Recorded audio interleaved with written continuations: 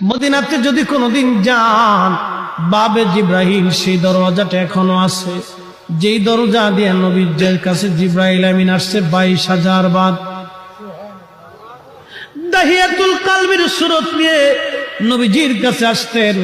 হযরত জিব্রাইল আমিন এসে সালাম দিয়ে বসে গেলেন, মানবের বেশে জিব্রাইল বসে গেলেন। ইয়া রাসূলুল্লাহ, আল্লাহ পাঠিয়ে দিয়েছেন, আল্লাহ সবই জানেন, ভিতরে বাহিরে প্রকাশ্য অপ্রকাশ্য আগে পরে, আপনার অন্তর ভিতর বাহিরে সব আল্লাহ জানেন। তারপরও আল্লাহ আমাকে পাঠিয়েছেন আপনার কুশল জানার জন্যে। হুজুর গো, আপনি কেমন আছেন দয়া করে বলবেন দি। আল্লাহ নবী ডাক দিলেন, জিব্রাইল হে, আমি অসুস্থ আছি, আমার কাছে ভালো লাগে না। আল্লাহর জিব্রাইল চলে গেলেন। পরের দিন আবার এসে সালাম দিলেন, জিজ্ঞেস করলেন, ইয়া রাসূলুল্লাহ আপনি কেমন আছেন? জিব্রাইলকে নবীজি বলেন, জিব্রাইল রে, আমি তেমন ভালো নাই, শরীর অসুস্থ, আমার ভালো লাগে না, অসুস্থতা আরো বেড়ে গেছে। তৃতীয় দিন জিব্রাইল আমিন আবার